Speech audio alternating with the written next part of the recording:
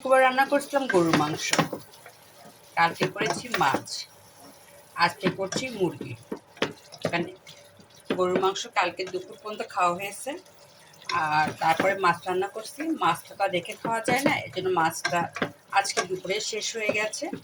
এখন রান্না বসাই দিচ্ছি মুরগির মাংস। আর এই মুরগির মাংসটা হলো দেশি মুরগির মাংস। এই দেশি মুরগিটা আমি অনেকক্ষণ আগে সমস্ত মশলা দিয়ে মাখিয়ে রেখেছিলাম। তারপরে মশলাটা আলাদা ভুনা করেছি। মশলাটা যখন ভুনা হয়ে গেছে তখন আমি মাংসটা দিয়ে কষাচ্ছি। বেশ টাইম নিয়ে আমি কষা হয়ে গেছে, এখন ভাবছি আলু দিয়ে দিব। আর এই মাংস রান্না আমি শিখেছিলাম আমার শাশুড়ির কাছ থেকে। আমার মা যখন রান্না করতো তখন আমি ছিলাম পড়ার টেবিলে, যার ফলে মায়ের কাছ থেকে রান্নাটা তেমন শিখতে পারিনি। তবে দেখেছি মা কীভাবে রান্না করে। আর যখন বিয়ে হয় তখন শাশুড়িকে রান্না করতে দেখেছি। তবে আমার শাশুড়ি মাটা অনেক ভালো ছিল, উনি আমাকে কখনো রান্নাঘরে রান্না করতে দেয়নি, যার ফলে আমার শেখা বাদ ছিল।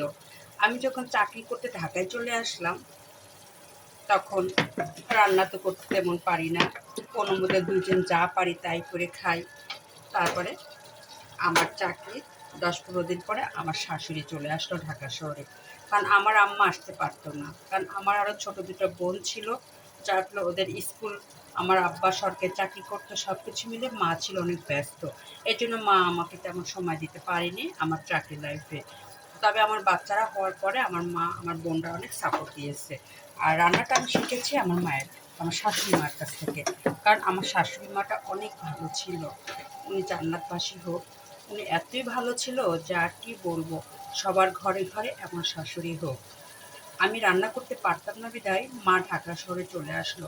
তবে অবদান আমার শ্বশুরের, বাবা পাঠিয়ে দিল যে বৌমা রান্না করতে পারে না, ওরা কি খাচ্ছে না খাচ্ছে, ঢাকা শহরে যাও। আমার শাশুড়ি আমার কাছে 5 মাস ছিল, থেকে মা সব কিছু রেডি বেডি করে বসে থাকতো। আমি যখন 6টার সময় বাসায় আসতাম সন্ধ্যা, ঠিক তখন আমার মা, আমার শাশুড়ি রান্না বসায় দিত আর আমাকে কাছে নিয়ে দেখাইতো। উনি জানতো আমি চাকরি করে আসছি, অনেক টায়ার্ড, তারপরে উনি কখনো আমার জন্য রান্নাবান্না ফেলে রাখেননি। আমি অনেক নিষেধ করতাম যে আপনি রান্না করেন কেন, আমি তো আছি, আমি তো পারি। যেহেতু এর আগে আমরা দুজন মিলে রান্না করে খেয়েছি, কিন্তু উনি যেভাবে খায়, উনি যেভাবে রান্না করে ওনার ছেলেকে হয়তো সেভাবে খাওয়াতে চায়, তাই আমাকে রান্না শিখিয়েছে। আমার শাশুড়ি 5-6 মাস থাকার পর যখন চলে গেল, তারপরে আমি আস্তে আস্তে সব রান্না করা শুরু করলাম। অলরেডি আমি রান্না করাও শিখে গেলাম, এখন আমি সব রান্না পারি। তবে রান্নাটার অবদান আমার শাশুড়ির। উনি আমাকে অনেক কিছু শিখিয়েছেন, যেটা এই যুগের শাশুড়িরা কেমন হবে আমার জানা নেই, অন্যদের শাশুড়ি কেমন সেটাও আমার জানা নেই। তবে আমার শাশুড়ি অনেক ভালো ছিল।